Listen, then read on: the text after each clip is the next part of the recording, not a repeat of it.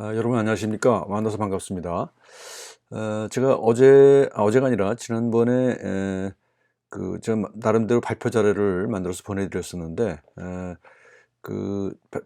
보내드린 이후에 그 내용을 좀 수정해 달라는 요청을 받았습니다. 제가 원래 제목에 글로벌 재난 시대의 민족과 국가의 경계라는 제목이었는데요. 글로벌 재난에만 지정하다 보니까 민족과 국가의 경계라고 하는 더 중요한 주제를 좀 놓쳤던 것 같아요. 그래서 수정을 해서 제가 중간에 다른 일이 있어서 못 했는데, 다시 한번 수정된 내용들을 가지고 말씀을 드려볼까 합니다. 제목을 살짝 바꿔봤습니다. 글로벌 재난시대의 생물문화적 삶이라고 제목을 살짝 바꿨어요. 생물문화적 삶, 바이오컬처럴이죠. 바이오컬처럴. 제가 관심 가지는 분야가 이 생물학과 문화의 경계 또는 이행과 관련된 주제들이거든요. 그래서 특히 이제 이번에 이 코비드 사건, 코로나 사건 사태와 관련해서 생각해 볼 거리가 꽤 있는 것 같아서 그것을 중심으로 다시 한번 생각을 해보도록 말씀을 드려보도록 그렇게 하겠습니다. 그래서 경계와 구분해서 소통과 어울림으로라고 하는 부제를 달아봤습니다. 그래서 이제 요거를 이탈리 철학자 에스포지토의 이야기를 좀 곁들여서 말씀을 드려볼까 이렇게 합니다. 먼저 경계와 구분의 생물문화라고 이제 제목을 잡아봤는데요. 이제 생물학의 역사, 그러니까 생물학 또는 의학의 역사와 관련해서 한번 설명을 해볼까 합니다. 먼저 가장 대표적인 게 골상학이라고 하는 소위 말하는 유사과학이 18세기 굉장히 크게 유행했던 적이 있습니다. 지금 보시면은 이 그림이죠. 이 그림이 이 머리 골상을 그리는 겁니다. 골상학이라 프레놀로즈라고 하는 그런 학문들이 여기 나오는 것처럼 프란스 요제프 가리라고 하는 사람이 이제 창안한 건데요. 머리의 모양을 보고 그 어떤 심리적 상태, 정신적 상태를 예측할 수 있다라고 하는 그런 주장을 한 겁니다.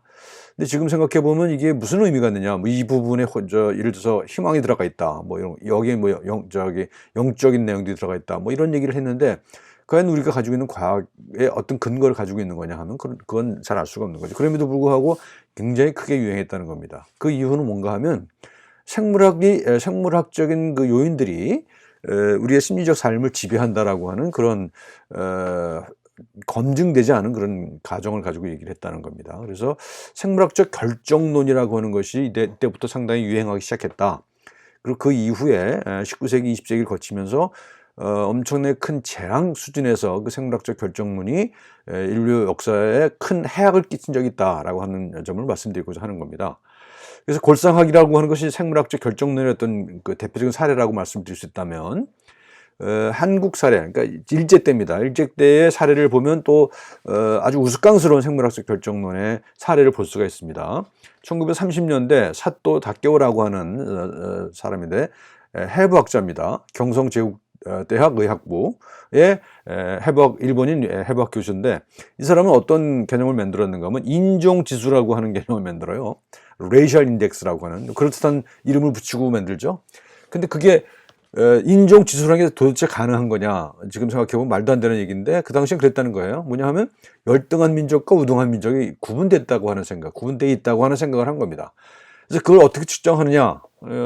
우스꽝스럽게도 이렇게 혈액형의 비율을 가지고 평가를 하게 만들었습니다. 그래서 B형과 AB형이 합친 것의 퍼센티지를 분모로 하고 A형과 AB형을 합친 것을 퍼센티지를 분자로 했을 때 그것이 인종지수라고 했어요. 어떤 근거도 없죠. 설명도 없습니다. 그러고 나서 이제 각 민족별로 그 지수라는 것을 이렇게 표현합니다. 스웨덴은 3.57, 뭐 일본인은 1.52, 조선인은 1.07 이렇게 해서 순서대로 이렇게 나열을 합니다. 그리고 그래서 이 논문을 발표를 했는데요. 그 논문이 뭐라고 얘기했냐면 조선 남부인은 다행히도 중간형이다 이렇게 얘기합니다. 그러니까 다행이라는 거죠. 열등과 우등 사이에 있는데 열등으로 크게 치우치지 않아서 다행이다라는 뜻이죠. 이게 과학이라고 하는 것에 어떤 그 가치 판단 또는 편견을 더해서 말하고 있는 것이죠. 그리고 우리가 너무 잘 알다시피 흑백 인종차별의 역사는 아직까지도 지속되고 있는 겁니다. 그래서 이런 식으로 편의시설을 이용하는 것조차도 이렇게 차별을 두는 그런 것이 있었죠. 그렇지만 우리는 이 두 인물을 볼 필요가 있습니다. 루돌프 비루시오라고 하는 뒤에 다시 나옵니다만 19세기 아주 그 위대한 의학자이며 사회의학자이며 또는 인류학자이기도 했죠. 체질 인류학을 하기도 했던 그런 유명한 의사가 있습니다. 뭐 정치인도 했고요. 루돌프 비루시오가 이런 조사를 해요. 독일 사람인데 독일 사람을 대상으로 해서 그 독일인이라고 하는 독일 인종이라고 하는 특수성이 존재하느냐라고 하는 것을 조사를 하죠. 그리고 이때는 생물학적 결정론이 굉장히 유행하던 때임에도 불구하고 그런 그 조사를 통해서 그런 특별한 인종은 없다라고 하는 결론을 냅니다. 그 이제 시대가 시대인 만큼 생물학적 결정론을 근거로 한 여러 가지 연구들이 진행되거든요. 위에 이런 연구랑 비슷한 거였습니다. 또 골상학 같은 생물학적으로 민족이 결정됐다라고 하는 그런 검증되지 않은 전제들을 이런 연구를 통해서 깨부시기 시작하는 거죠. 그리고 우리는 너무나 우리한테 지금 너무 잘 알려져 있는 스티븐 제이 굴드라고 하는 생물학자가 있습니다. 독일 미국 하버드 생물학가 얼마 전에 죽었습니다만. 그래서 이제 이 사람하고 사회생물학을 주장했던 에드워드 윌슨하고 굉장히 엄청난 그 논쟁을 벌이죠. 그래서 이쪽은 생물학적 결정론에 대해 반대하는 주장이고요. 또 사회생물학은 대체적으로 뭐 반드시 그런 건 아닙니다만 대체적으로 생물학적 결정론에 입각해 있다고 볼 수 있는 그런 논쟁이 있었습니다. 그래서 이 사람은 인간에 대한 오해라는 책을 써서 굴드입니다. 인간에 대한 오해를 책을 써서 생물학적 결정론의 문제점들을 밝혀내고 있는 겁니다. 그래서 이제 여기서 이제 제목이 경계와 구분의 생물 문화라고 말씀드렸지 않습니까? 그래서 이것은 여기서 제가 말씀드린 저한테 주어진 그런 과제는 뭔가 하면 생물학 결정론의 문제를 지적하고 생물학적 현상과 문화적 현상은 연속적으로 이어졌다라고 하는 주장을 하기 위한 지금 사례들을 제가 말씀드리고 있는 겁니다. 그리고 이제 이 그림을 보게 되면요, 뭐 진화생물학자 마이클 셔머의 책에서 제가 따온 겁니다만. 이 피라미드를 가지고 그립니다. 이렇게 그려서 생물학적으로 개인부터 시작해서 가족, 그다음에 확대된 가족, 그다음에 공동체, 사회, 인간 종, 그리고 바이오스피어, 그러니까 모든 생물종을 포함하는 그런 전체를 이런 피라미드를 가지고 그리고 있습니다. 그리고 거기서 이 아래쪽은 주로 이제 그 컬처럴한 영역이죠. 문화적인 영역이고 위에 부분은 생물학의 영역이 되겠죠. 그런데 이 중간 지점쯤 어디쯤 간에 그것이 이행하고 있다. 생물학적 현상과 문화적 현상이 연속적으로 이어지고 있다라고 하는 그런 주장을 하기 위해서 이런 피라미드를 그립니다. 그래서 바이오컬처럴 이볼루션이라고 얘기를 합니다. 그러니까 우리는 보통 진화라고 그러면 생물학적 진화만 생각하기 쉬운데 사실은 문화적인 진화까지도 같이 포함하고 있다고 얘기할 수 있다는 겁니다. 이것이 제가 이해한 최근의 진화생물학의 일반적인 결론이라고 저는 생각을 합니다. 그래서 그 문화라고 하는 것은 사실상 우리는 인간만이 문화를 가진다고 생각했지만 동물 사회에서도 상당한 문화가 발견되고 있죠. 여러 가지로 침팬지 사회에서 그 개미 사냥의 방법이 발달된다든지 또는 모래가 묻은 음식을 씻어서 먹는다든지 하는 그런 문화가 있거든요. 그래서 그런 것들이 연속되어 있다라고 하는 그런 주장을 하고 있는 겁니다. 오른쪽 그림은 자아와 타자인데요. 자아와 타자도 연속이라고 하는 얘기죠. 안에 자아라고 하는 것이 있다고 한다면 이거 생물학적인 얘기입니다. 이 동심원을 그려서 부모가 있고 조부모가 있고 뭐 계속 나가다 보면 생물학적인 연관성은 밖으로 갈수록 약해지겠지만 그렇지만 어쨌든 간에 연결되어 있다는 겁니다. 이행하고 있다는 거죠. 그러니까 생물학적으로 자아와 타자라는 것은 서양의 재인주의에서 얘기하는 것처럼 그렇게 명확하게 구분되는 것이 아니다라고 하는 것을 새롭게 우리가 이해하기 시작했다고 하는 얘기입니다. 그것이 우리가 오늘 얘기할 생물문화적 삶이라고 하는 것의 그런 그 생물학적 근거들입니다. 그 생물학적으로 뿐만 아니라요, 이렇게 지금 제가 여러 가지 얘기했습니다. 동물과 인간도 사실 연속돼 있다고 하는 말씀을 지금 드렸잖아요. 그래서 진화생물학을 통해서 바라다 보면 동물과 인간은 연속이라는 것. 이미 이제 다윈이 얘기했던 것이고, 그 이후에 진화생물학을 비롯한 많은 생물학자들이 그 증거들을 가지고 있죠. 또 자아와 타자라고 하는 것도 아까 말씀드린 대로 연속이라고 하는 말씀을 드렸잖아요. 근데 이것은 면역학이라든지 인지과학과 같은 그런 과학적 증거를 통해서 우리가 확인할 수 있는 내용입니다. 이제 특히 오늘은 면역학 얘기를 좀 할 건데요. 인지과학 얘기는 거울유론이라는 걸 많이 들어보셨을 겁니다. 내가 상대방을 이해한다는 것은 그 사람의 상태로 내가 약하지만 진입한다는 겁니다. 뇌세포가요. 뇌세포의 그 네트워크들이, 활성화된 네트워크 패턴이 타인이 경험하는 것과 동일한 또는 유사한, 강도는 약하지만 그런 상태에 진입함으로써 시뮬레이션을 하고 있다는 거죠. 남을 이해한다는 것은 냉철한 이성을 통해서 합리적인 판단을 통해서 이해하는 것이 아니라 상대방의 상태를 시뮬레이션 함으로써 이해한다고 하는 그런 생물학적 증거가 있습니다. 이것이 이제 대표적인 거울유론이고요. 그 뒤에서 이제 면역학은 다시 설명을 드리겠습니다. 또 한 가지는 몸과 마음인데요. 우리는 몸과 마음이 구분되어 있다고 하는 그런 전제 속에서 현대 과학이 발전되어 있죠. 17세기 데카르트 이후에. 그래서 굉장히 많은 과학적 성과를 이루고 있습니다만, 이제 최근 들어서는 그것도 역시 연속이다라고 하는 증거들이 나오기 시작하죠. 대표적인 게 플라시보 현상인데요.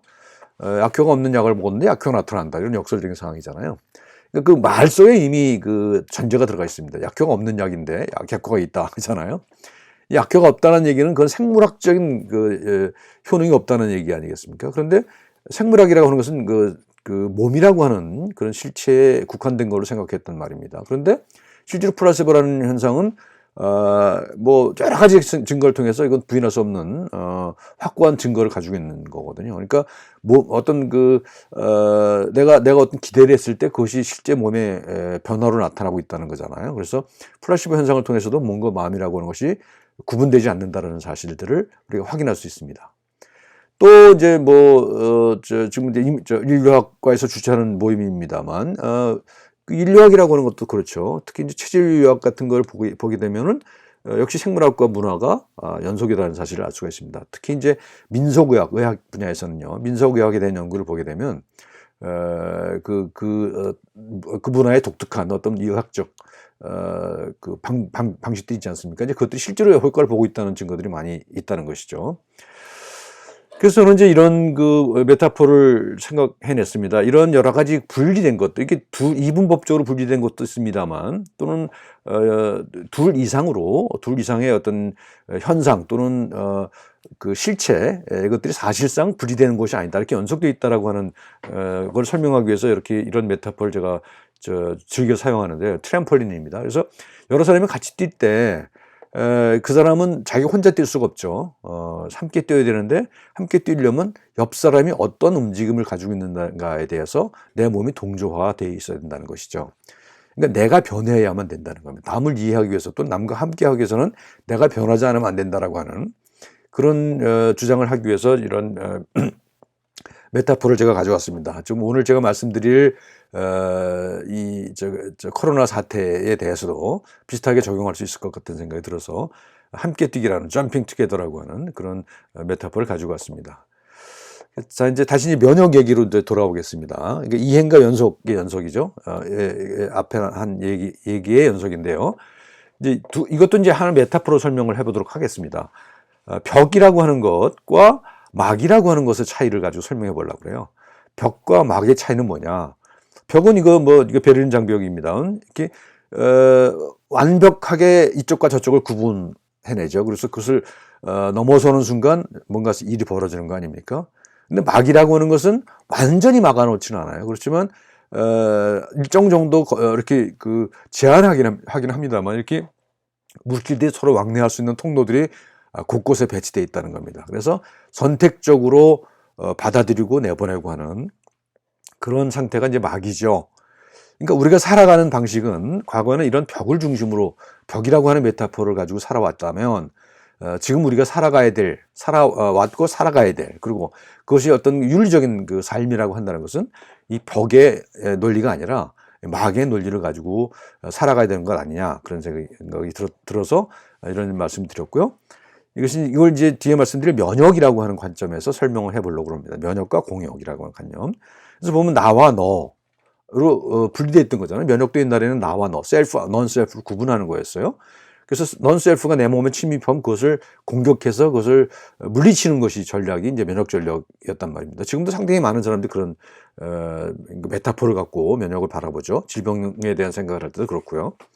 그렇지만 뒤에 설명한 것처럼 면역학에서도 그런 배타적인 아와 비아의 관계가 아니다라고 하는 그런 증거들이 많이 나오고 있죠. 그래서 내 속에 너라고 저는 설명을 제목을 붙여봤는데요.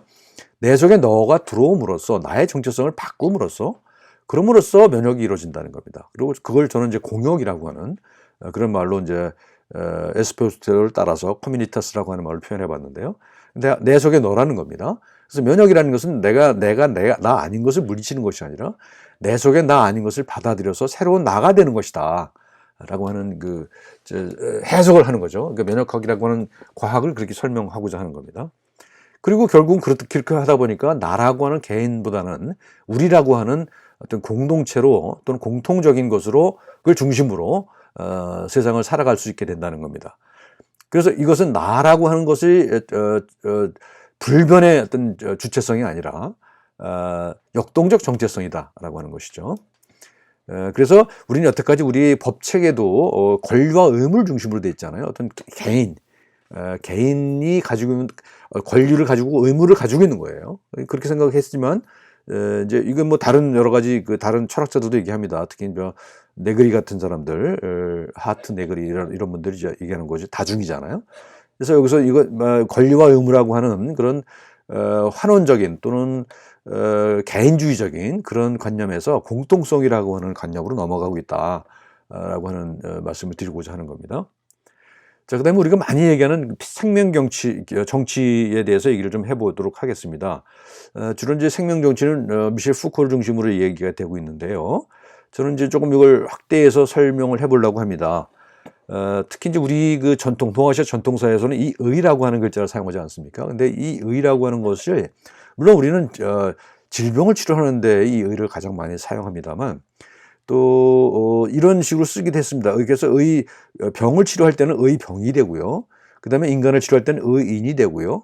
그 다음에 나라를 치료할 때는 의국이 된다는 겁니다. 물론 동아시아 사회에서도 전통적으로는 이 병을 치료하는 것을 의라고 하는 생각을 많이 했습니다만, 일종의 은유이기도 하겠습니다만, 또는 우리 유교의 이념이기도 합니다. 그래서 역병이 도우면 그런 임금에게 인이 부족해서 그런 거라고 여겼지 않습니까? 그래서 그 책임도 임금에게 돌려지는 그런 전통을 가지고 있다는 겁니다. 이것이 이제 제가 앞에서 말씀드렸던 여러 가지 경계들을 넘어서는 그런 개념이었다는 겁니다. 의라고 하는 것이. 근데 지금은 이제 근대 이후로 넘어오면서 그것이 어떤 생물학적인 현상에만 국한되는 그런 경향이 있었다는 것이죠. 또 우리가 면역이라고 할 때 이 역이라고 하는 말을 보면요. 이 역이라고 하는 말과 비슷하죠, 상당히. 여기는 있는 반면에 여기는 이제 병들기대 역이 바깥에 들어가 있잖아요. 근데 안에는 요 글자는 똑같아요. 이게 창 숫자인데요, 창. 창입니다. 그래서 이 역과 이 역은 어원이 비슷하다는 것이죠. 그래서 이 역은 어떤 국가에서 불러서 국가가 시키는 일을 하는 거죠. 일을 부담을 나누는 겁니다. 그래서 신역이죠, 신역. 몸을 가지고 뭔가 무슨 뭐 공사를 한다든지 뭐 나라 일을 한다든지 하는 것은 그 신역이죠. 그래서 그것에서 면제되는 것을 우리는 방역 또는 면역이라고 표현했었다고 그래요. 그리고 함께 하는 일이 이제 공역이다. 이건 나누는 거죠. 그러니까 공공의 일을 하는 것이 공역이죠. 공공의 일을 하는 것이. 그리고 이 역병이라고 할 때 역은 이제 우리가 요즘 많이 보는 이 방역, 병을 막는 거죠. 그 다음에 이제 우리가 질병의 부담으로서 벗어나는 것이 면역이지 않습니까?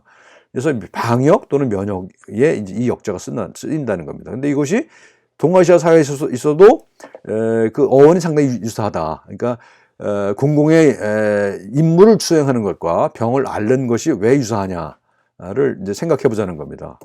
그래서 보니까 서양의 전통에서는 무누스라고 하는 개념이 이제 이것과 유사한데, 이건 이제 에스포지토라고 하는 철학자가 하는 얘기예요. 로마 시대 법을 보게 되면 이 무누스라고 하는 말이 이런 의미를 다 가진다는 거예요. 오누스, 무거운 짐을 지는 것, 오피시움, 공적 임무를 수행하는 거죠. 그 다음에 돈은 선물이라는 의미도 있다고 그래요. 이건 이제 우리 동아시아에 없는 겁니다만. 그래서 이중적인 거였다는 겁니다. 그래서 뭐 우리가 호모사케르라고 하는 아간벤의 얘기를 많이 알지 않습니까? 그래서 호모사케르는 헐벗은 자고 그 신적인 영역에서도 소외돼 있으면서 포함되어 있고 인간적인 세속의 영역에서도 소외됨으로써 분리됨으로써 소속되는 그런 역설적인 상황들을 얘기하고 있지 않습니까? 근데 이 역이라고 하는 것도 비슷하다는 겁니다. 그 어떤 것에 면제됨으로 해서 또 오히려 어떤 다른 부담을 그러면 배제됨으로 해서 그 사회에 속하게 되는 이중적인 역할을 가지고 있다는 겁니다. 그러니까 제가 이제 말씀드리는 것은 이 질병이라고 하는 것도 그렇다고 하는 얘기를 하려고 하는 거예요, 제가. 그러니까 병이라고 하는 것도 일종의 부담일 수 있다는 거. 이 역과 이 역이 비슷하다는 거죠. 그래서 우리 그 동아시아 개념에는 이게 좀 친숙할 것 같아. 이제 이거는 이제 우리 전통이 아니기 때문에 억지로 이해를 해야 되는 거지만 이쪽은 대충 이해가 됩니다. 한자만 봐도 그냥 이해가 되니까요. 그래서 질병이라고 하는 것은 우리가 함께 나누는 부담일 수 있다. 특히 이제 지금과 같은 전염병 같은 경우에는요. 그죠? 전염병이라는 것은 개인에게 한정되어 있는 게 아니잖아요. 다른 질병, 개인에 한정되는 질병도 물론 있습니다. 그래서 그 의학은 그런 개인의 질병을 중심으로, 구성되어 있죠. 하지만, 지금 이런, 그 글로벌 재난에 속하는 그런, 질병, 전염병 같은 경우에는 우리가 함께 부담을 나누어져야만 할 공동의 어떤 부담이다. 이렇게 얘기할 수 있는 거죠. 그리고 이제 우리가 생명 정치라고 보통 얘기하면 근대 이후를 말하지 않습니까? 그래서 정치가 의학화하고 의학도 정치화하고 뭐 이런 거를 얘기를 합니다. 그래서 그 연속성에 있는 것들을 보자는 겁니다. 아까 설명드린 겁니다. 고대 로마의 무누스라고 하는 개념은 이렇게 무거운 짐을 지는 경우, 그다음에 공적 임무를 수행하는 것, 그다음에 선물을 갚아야 될 의무 이런 것도 이제 무누스에 속한다고 그래요. 서양에서 보면 아까 잠깐 말씀드렸던 루돌프 뷰셔라고 하는 사람이 이제 한 유명한 말이 있습니다. 이 사람은 19세기의 의학의 황제라고 불릴 만큼 권위자였고, 세포백력을 창시한 사람이죠. 그러니까 과학적 의학에도 굉장히 큰 성과를 이룬 분이지만 또 동시에 사회의학을 창조한 분이기도 합니다. 그래서 그 독일 북부의 어떤 살레지아라고 하는 곳에 그 역병이 들어왔을 때 그 조사관으로 파견됐다가 정부에 보고한 보고서에 의하면 이런 주장을 합니다. 그러니까 이 지역의 전면적인 그 민주주의를 실시해야 된다라고 하는 얘기를 해요. 그러니까 무슨 도시를 폐쇄하고 이런 얘기 전혀 없이 정치적인 해결책을 제시하는 아주 파격적인 주장을 하는 그런 분이죠. 그래서 이런 얘기를 합니다. 의학은 사회과학이다. 그리고 정치도 거대한 규모의 의학일 뿐이다. 라고 하는 얘기, 아주 유명한 얘기를 하죠. 오른쪽은 그것과 관련된 책입니다. 우리 모임에 포함되어 있는 신영정 교수가 번역을 하셨더라고요. 그래서 거대한 규모의 의학이다. 정치는 거대한 규모의 의학이다. 그래서 우리가 지금 보고 있는 현실도, 코로나 사태를 보고 있는 현실도 거대한 규모의 의학을 보고 있는 거죠. 하루에 2번씩 질병본부장이 나와서 브리핑을 하지 않습니까? 그러니까 이거야말로 진짜 정치와 의학이 아주 완전히 하나로 뭉쳐져 있는 그런 상황이라고 볼 수가 있는 거 아니겠습니까? 그래서 지금 거대 규모의 의학이 지금 현재 일을 하고 있고, 우리나라 같은 경우는 아직까지는 대체적으로 성공적으로 진행되고 있다, 그렇게 얘기할 수 있을 것 같습니다. 제가 이제 뒤에 설명할 에스포지토라고 하는 철학자의 3부작입니다. 이뮤니타스, 커뮤니타스, 비오스의 3부작인데 그걸 좀 억지로 붙인 감이 없지 않습니다만, 이렇게 우리가 가지고 있었던 의병, 의인, 의국 개념과 연결시켜 봤더니 대충 비슷하게 맞아떨어지는 것 같아요. 병을 치료할 때는 이뮤니타스, 면역적으로 치료를 해야 됩니다. 병균이 들어오면 그걸 막아내야 되고요. 경우에 따라서는 벽을 쳐야 되는 때도 있습니다. 그래서 이제 이건 의병이고 이뮤니타스고요. 그 다음에 의인은 사람을 가르쳐야 되죠. 이건 나중에 써볼게요. 그 다음에 의국입니다. 그러니까 병이 들어왔을 때 그것을 개인에게 한정시킬 수가 없지 않습니까? 우리가 방역을 하고 공항에서 전수조사를 하고 검사를 하고, 그리고 확진자를 분리해서 격리하고 하는 것들은 결국 나라를 다스리는 거고, 커뮤니티에 속합니다. 그러니까 공동체를 다스리는 거죠. 그거에 속하고, 또 이런 것들을 두 개를 동시에 해결하기 위해서는 어떻게 되는 거죠? 이 사람들이 삶을 바꿔야 됩니다. 그렇죠? 삶을 내용을 바꿀 수밖에 없는 거잖아요. 그러니까 격리를 시켜서 20주 동안 격리되는다는 삶이 전혀 새로운 삶 아닙니까? 또 우리가 사회적 거리두기를 해서 공통의 무슨 장소를 못 가도록 한다든가, 거리를 유지하고 손을 씻고 마스크를 쓴다든가 하는 것은 어떤 우리의 삶의 내용을 바꾸는 거잖아요. 그래서 그것은 일종의 의인이라고 할 수가 있을 겁니다. 그래서 다른 나라에서 보는 것처럼 이것이 제대로 안 됐을 때는 미국 같은 경우 총 들고 의사당에 난입하기도 하지 않습니까? 그 삶의 내용을 바꾸기 때문에 그런 거죠. 그래서 이런 것들이 이 의병과 의인과 의국이 긴밀하게 연결되어 있을 수밖에 없다. 제가 생각하기에는 이제 에스포지토의 주장도 그런 건 아니겠는가 생각합니다. 이뮤니타스, 커뮤니타스, 비오스라고 하는 그런 내용들이 그렇게 연결되어 있다. 그것이 어떤 이것이냐 저것이냐가 아니라 그것이 다 연결되어 있는 거라고 볼 수가 있습니다. 3부작의 제목이 이렇게 됩니다. 이뮤니타스는요, 생명을 보호하지만 동시에 부정하는 그것이 이뮤니타스입니다. 그러니까 이게 역설적인 상황이죠. 아까 잠깐 말씀드렸던 호모사케르 같은 그런 존재하고 비슷하다고 볼 수가 있을 것 같습니다. 그래서 이뮤니타스라는 책을 썼고, 그다음에 커뮤니타스, 이 공동체라고 하는 것이 기원이 뭐냐, 그리고 그 운명은 어떻게 될 것이냐 하는 것을 이제 바라보는 그런 책이고요. 그다음에 비오스라는 것은 생물 정치와 철학의 내용을 보여주는 겁니다. 저는 이제 이걸 좀 역병에 한정해서 이제 해석을 해보고자 하는 겁니다. 그리고 이것은 그 책의 표지들이고요. 자, 질병과 의무. 아까 이 역과 이 역이 상당히 유사하다고 말씀드리지 않습니까? 그래서 이 역이 수행해내는 과정을 이 세 가지로 나눠서 설명해 봤습니다. 첫째는 피하는 거죠, 무조건. 그래서 우리가 뭐 마스크를 끼고 손 소독을 하고 또 대인 접촉을 피하는 것. 그런 것이 이제 이 이뮤니타스 피하는 전략이 될 수가 있겠습니다. 근데 여기서는 기본적으로 자유주의라고 하는 관념이 통용되는 거가 있죠. 자유주의, 개인주의. 그렇죠? 그래서 이건 병을 치료하는 거고요. 질병일 경우에는 이 방역이 될 것이고 이 면역이 될 겁니다. 그렇지만 사회적 임무를 수행할 때에서 면제되는 것은 이 면역이 되고요. 이것을 공적인 영역에 이 역을 수행해내는 것은 이제 공역이 되겠죠. 그래서 이제 대표적인 사례는 이번 사태에서 봤을 때 소위 공중보건이 몇천 명이 든다고 그러죠. 공중보건 역할이 굉장히 막강했던 것 같습니다. 제가 생각하기엔.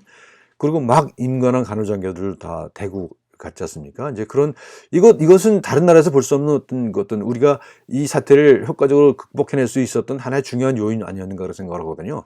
공역입니다. 그래서 함께 욕이죠. 공역이죠. 공역입니다. 그래서 그 사람들이 어떤 개인으로서 임무를 수행한 것이 아니죠. 개인이 아니라 공적인 임무를 수행한 사람들이지 않습니까? 그리고 의무를 가진 사람이었고요. 그 공중보건이나 간호장교들. 그래서 이런 공동체주의지만 또는 이 공동체 속에는 의무와 권리가 또 포함되어 있었던 그런 함께함, 그 피함과 함께함, 이것이 동시에 작용했던 것이고요. 그리고 우리가 살아가는 그런 내용들도 포함되죠. 그래서 삶의 방식을 완전히 바꾸는 그런 것들이 이 속에 다 포함되어 있었다. 그래서 이 질병과 의무의 공적 성격들이 또는 개인적 성격도 물론 포함되어 있죠. 그래서 이번 사태를 통해서 이런 세 가지 영역들이 함께 작동했다. 근데 대한민국 같은 경우는 이것이 상당히 효율적으로 작동한 것 같다. 그래서 효율적으로 극복한 것 같다. 뭐 그런 정도를 말씀드릴 수 있을 것 같습니다. 그리고 이제 이건 말씀을 드렸고, 그 다음에 이제 면역학이라고 하는 학문을 보게 되면요, 아까 잠깐 설명드린 것처럼 면역은 질병의 부담으로부터 벗어나는 거지 않습니까? 그런데 실제로 보면 그 내용은 벗어나서 나를 보호하는 것뿐만 아니라 나와 나 아닌 것과의 관계를 새로 만들어 나가는 것이 면역이라고 하는 얘기를 말씀드렸잖아요. 근데 실제로 이것은 면역학이라고 하는 생물학 나에서도 그런 것들이 관철되고 있다는 겁니다. 이 그래프는요, 요 저널에서 따온 건데, 보면 1900년대부터 2000년대까지 그 저널들의 면역학 문헌에서 나타나고 있는 여러 가지 용어들을 빈도로 조사를 한 거거든요. 그런데 이제 이렇게 보면 쭉 이제 위로 갈수록 점점 커지는 게 있죠. 이게 바로 뭐냐면 이뮨 시스템입니다. 면역 체계. 시스템으로서의 면역을 바라다가. 이게 과거에는 뭡니까? 림프구, B세포, T세포, 지금도 많이 씁니다만, 그 다음에 무슨 대식세포, 잡아먹는 세포죠. 그런 식으로 해서 어떤 전쟁의 메타포가, 주를 이루었다고 한다면, 지금은 시스템으로 넘어가고 있다는 거예요. 그러니까, 그런 모든 세포들이 긴밀하게 연결되어 있다는 거예요. 네트워크로 연결되어 있다는 거예요. 이뮨 시스템, 이뮨 네트워크죠. 그래서, 옛날에는 부족을 얘기했어요. 면역력이 부족. 지금도 많이 쓰죠, 우리는 면역력이 약하다, 강하다. 근데 그 말은 저는 잘못된 말이라고 생각합니다. 어쨌든 간에 면역은 부족하다, 과하다로 나눠서 설명을 주로 한단 말입니다. 그래서 부족을 주로 생각했다고 한다면, 지금은 이런 시스템, 반응을 통해서 시스템이 돌아가는 그런 그 관점으로 넘어가고 있다는 겁니다. 그래서 면역학을 보게 되면 그 이론들을 크게 보면 여기 세 가지로 설명할 수 있을 것 같습니다. 방어 메커니즘이죠. 이렇게 막아내는 것. 지금 우리가 이것도 뭐 작동하고 있습니다. 지금도 현재로, 그죠? 대식세포 같은 것들은 실제로 이 물질들을 잡아먹거든요. 그래서 그걸 막아내는 그런 것들 기제도 분명히 있고요. 그다음에 이제 클론 선택이라는 이론이 나왔죠. 그래서 세포가 하나 있으면 그것이 여러 가지 다양한 세포계로 분화되는 과정입니다. 그래서 B세포, 1, 2, 3, 다 각각 면역학적으로 또는 유전적으로 다른 성질을 가진 세포로 분화해 나가는 거죠. 그래서 바깥에서 이 세포가 대응할 수 있는 그런 그 성격을 가진 이 물질이 들어온다고 하면 이 세포계가 화학 증식을 하는 거죠. 그래서 전체적인 비율이 높아지는 것.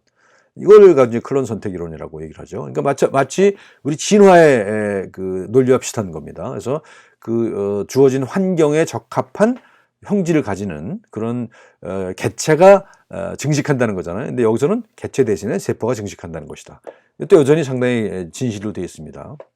그래서 방어 메커니즘도 존재하고요. 그다음에 클론 선택이라고 하는 이런 이론도 역시 유효합니다.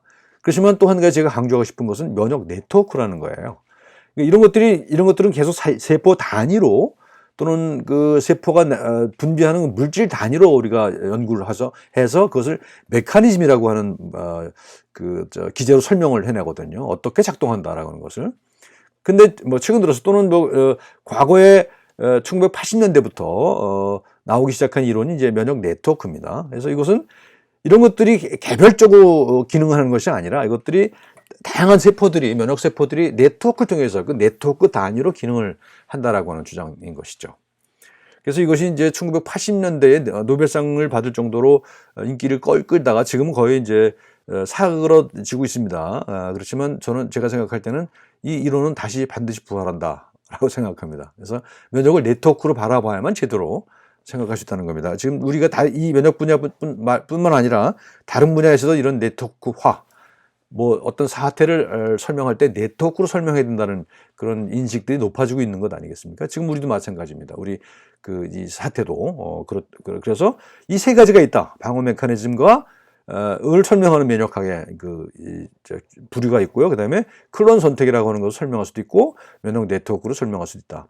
어느 하나 하는 것이 배타적으로 옳은 것이 아니라 모든 것이 다 작동하고 있다. 그래서 이것이 복합적으로 작용하고 있다는 것을 볼 수가 있을 것 같습니다. 그래서 이제 이건 주로 이제 이번 방역의 성공 요인을 설명해 본 건데요. 이렇게 설명할 수 있을 것 같아요. 2015년에 메르스에서 죽을 수 없던 경험을 바탕으로 해서 정비된 제도, 그리고 이제 질병관리본부가 있었고, 그래서 그 경험을 토대로 해서 선제적 방어를 할 수 있었다는 것이죠. 그래서 중국에서 환자가 발생했을 때부터 그때부터 벌써 진단 키트를 개발하고 하는 일들이 벌어진 거죠. 그래서 한국에서 발생했을 때 바로 대응할 수 있었던 그런 것이 중요한 거죠. 그래서 전문 관료들이 이렇게 빛났던 적이 있었나 싶어요. 한국 사회에서 전문 관료들이 굉장히 빛났던 거죠, 이번에. 그다음에 이제 기업의 협력이라고 말씀드렸는데 기업 연수원들이 이렇게 많은 나라가 우리밖에 없지 않나 그런 생각을 하거든요. 근데 선뜻 그 시설들을 내줬고요. 그래서 기업의 협력이 또 굉장히 중요하지 않았는가. 그래서 소위 말하는 생활 방역에 성공할 수 있었던 것, 이런 것들도 아주 우연이라고 말할 수는 없겠습니다만 이번 사태를 해결하는 데 굉장히 큰 기여를 한 것 아닌가 그런 생각을 합니다. 개방성이죠. 그다음에 내 외국인을 차별하지 않고 관리했다는 것, 이것이 또 굉장히 중요한 것 같아요. 지금도 보면은 유튜브 같은 데 보게 되면 국가별로 또 차별하고 그러는 그 논리들 많이 보지 않습니까? 베트남에 대한 비난들이 굉장히 많던데요. 입국 차단, 한국인들도 입국 차단하고 했던 그런 것에 대한 반감을 가진 사람이 많은 것 같아요. 근데 우리나라 같은 경우는 그런 차별이 거의 없었던 것 같죠? 그래서 외국인들도 초기에는 외국인들 격리하면서 다 그 생활비까지 지원해줬던 거를 저는 알고 있는데, 하여간 그런 차별 없는 관리. 만약에 우리가 외국인이라고 해서 차별했다고 한다면은 구멍이 뚫릴 수 있었겠죠. 어떤 면에서는. 그래서 내 외국인을 구별하지 않고 차별하지 않고 관리했던 것도 굉장히 중요했던 거고요. 그다음에 무엇보다도 우리가 이제 IT 강국이라고 하는 것, 굉장히 중요한 것 같고요. 또 우리나라처럼 이렇게 CCTV가 많은 데가 없다고 그러죠. 그래서 제가 이제 경남 양산에 삽니다만 지금까지 4명의 확진자가 발생했는데 확진자가 발생할 때마다 문자가 떠서 바로 그 사람이 갔던 동선이 제시가 됩니다. 예를 들면 무슨 어떤 그 마트에 갔는데 몇 번 계산대에서 계산을 했다까지 나오니까요. 그래서 바로 소독에 들어가고 또 격리를 하고 검사를 하는 그런 아주 즉각적인 대응들이 돋보였던 것인 것 같고요. 또 창의성이죠. 드라이브스루, 웍스루 굉장히 많이 외국에도 알려져 있었던 거지 않습니까? 그래서 아주 빠른 대응 그것이 필요했던 것이고요. 아까 말씀드렸습니다만 공공의료 체계도 요번만큼 잘 작동한 적이 없었다. 저는 이제 우리나라의 공공의료 체계가 무척 부족하다고 알고 있었고 실제 상당 부분 사실이기도 합니다만 또 한편으로는 이런 역병에 전염병에 있어서는 상당히 효율적으로 대응할 수 있는 그런 체계였던 것 같습니다. 보건소 그다음에 공공의료 병상도 꽤 늘었다고 그러죠. 지난번 메르스 이후에 전염병동도 생기고 또 각 지자체의 역학조사관도 확충이 되고 물론 이제 안 그런 지자체도 있었다고 그럽니다만 그래서 그것이 상당히 크게 작용을 했고요. 말씀드린 대로 공중보건의와 군의료진, 간호장교들 엄청 고생했고요. 이분들을 좀 칭찬을 많이 해줘야 될 것 같습니다. 특히 공중보건의 같은 경우, 뭐 간호장교도 마찬가지지만 초임장교들이잖아요. 그래서 사회에 나오는 첫 발을 띄는 사람들이 이런 공공의료를 경험했다는 것도 사실은 앞으로의 우리의 의료 자원에 있어서 의료인 시스템에 있어서 굉장히 큰 경험이 하지 않나 그런 생각을 합니다. 그다음에 놀라운 것은 광범위한 자원봉사가 이루어졌죠. 그래서 많은 사람들이 간호사들도 특히 간호사들 진짜 엄청 고생을 했죠. 자원봉사를 해서 자원봉사로 거기서 뭐 몇 주일씩 쪽잠 자면서 그 힘든 방호복 속에서 일을 하는 그런 모습을 우리가 많이 봤죠. 그래서 공역의 자세 이것이 이제 또 하나 요인이고요. 그리고 공감과 신뢰의 리더십이 상당히 중요했던 것 같습니다. 그래서 뭐 우리 정은경 본부장이 무슨 뭐 외신에도 많이 소개되고 그렇습니다만 신뢰가 한다는 거죠. 그리고 모든 정보를 공개하기 때문에 훨씬 더 신뢰가 한다라고 하는 것을 알 수가 있는 것이죠. 그래서 뭐 개방성, 투명성, 민주성이었다고 그랬죠. 이번 대응하는 3원칙이 정부의 3원칙이 그래서 이것이 주요했다. 다른 나라 같은 경우에는 막 차단을 하고요, 막 벌금을 때리고 막 경우에 따라서는 뭐 구금을 하고 그렇지 않습니까? 그런데 우리는 정보를 공개함으로써 그런 부담을 피할 수 있었다라고 하는 것이 또 굉장히 중요한 거라고 볼 수가 있죠. 우리가 이제 역병을 대응하는 데 있어서 이 세 가지 전략이 이번에 각 여러 나라에서 경험을 했죠. 첫 번째는 폐쇄하는 거죠. 이제 대표적인 나라가 뭐 대만과 아마 뉴질랜드가 일 것 같아요. 두 나라 다 섬나라이기 때문에 가능한 것이 됐습니다만 일찍이 차단을 함으로써 확산을 막을 수가 있었죠.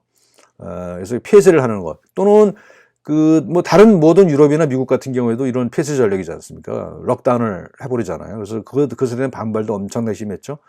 그렇지만 어쨌든 간에 이렇게 억지로 우리는 하지 않았다는 겁니다. 그렇죠? 억지로 록다운도 하지 않고 자발적인 참여를 유도하면서 그러면서 관리를 할 수 있었다는 것이 굉장히 큰 것이었고요. 또 뭐 스웨덴 같은 나라 또는 영국 같은 나라가 집단 면역 전략이라고 하는 것을 얘기를 했었죠. 초기에 해서 했는데 사실은 결국 포기할 수밖에 없었던 것이지 않습니까? 그러니까 집단 면역이라고 하는 걸 했을 때 얼마나 많은 사람이 죽고 또 그것으로 인해서 의료 붕괴가 일어나게 되면 걷잡을 수 없는 사태가 벌어지기 때문에 이것은 취할 수 있는 전략이 아니라는 것이 이미 그 증거로서 확보가 된 것 아닌가라는 생각을 하거든요. 근데 지금 보니까 일본 같은 경우는 갈팡질팡 이것도 아니고 저것도 아니고 지금 갈팡질팡 하고 있는 것 같아요. 그리고 제가 볼 때는 이제 우리나라 같은 경우 검사, 추적, 격리라고 하는 건데 이것은 생활 속에서 방역을 한 거잖아요. 그 삶의 방식을 바꿈으로써 방역을 한 거란 말입니다. 그래서 이것을 제가 이제 에스포지토의 그 3부작의 제목을 따서 폐쇄 전략을 이뮤니타스, 집단 면역 전략을 커뮤니타스, 그리고 우리가 취했던 그 전략을 검사, 추적, 격리로 이렇게 유형화해 봤습니다. 물론 완벽하게 분리되는 건 아니죠. 우리가 검사 수적 격리를 했다고 해서 면역 전략을 쓰지 않은 것도 아니고요. 집단 면역 전략을 추구하지 않는 것도 아닌 것 같습니다. 지금 무슨 뭐 전 국민 대상으로 해서 항체 검사를 한다고 그런 계획이 발표된 걸로 알고 있는데, 그런 것도 역시 마찬가지로 우리가 집단 면역으로 가는 길을 찾기 위해서 하는 것이겠죠. 그렇습니다.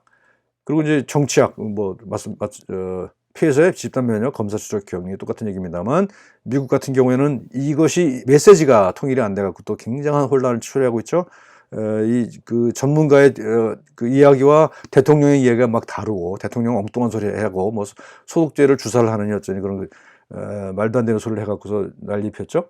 또 뭐 스웨덴 같은 경우에는 뭐 집단 면역 전략을 해서 독한 실험을 하고 있다고 그러죠. 거의 지금 포기된 상태인 것 같고요. 그다음에 이 그림은 이제 포브스인가요 하는 잡지에서 비교적 성공적으로 방역을 한 나라들의 공통점을 봤더니 최고 지도자가 여성이더라, 뭐 이런 얘기도 해요. 뭐 이것도 뭐 상당 부분 의미가 있을 것 같다는 생각이 듭니다. 그래서 여성의 리더십, 여성적인 리더십이 앞으로 우리 사회에서 중요한 리더십이 되지 않겠냐, 그런 그 예측을 할 수 있을 것 같고요.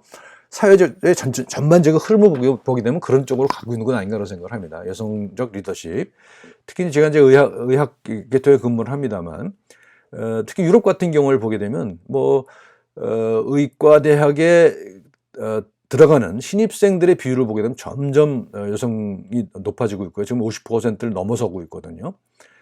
그건 뭐 한 몇십 년 전만 하더라도 그 상상도 할 수 있는 거죠. 여성들이 보통 10% 내외였었거든요. 근데 지금은 50%를 넘어가고 있고, 또 그들이 아주 성공적으로 그 임무를 수행하고 있다는 겁니다. 남성적인 리더십. 그게 이제 아까 말씀드렸던 이 폐쇄 전략 또는 이뮤니타스 전략이 남성적인 거라고 볼 수가 있을 것 같아요.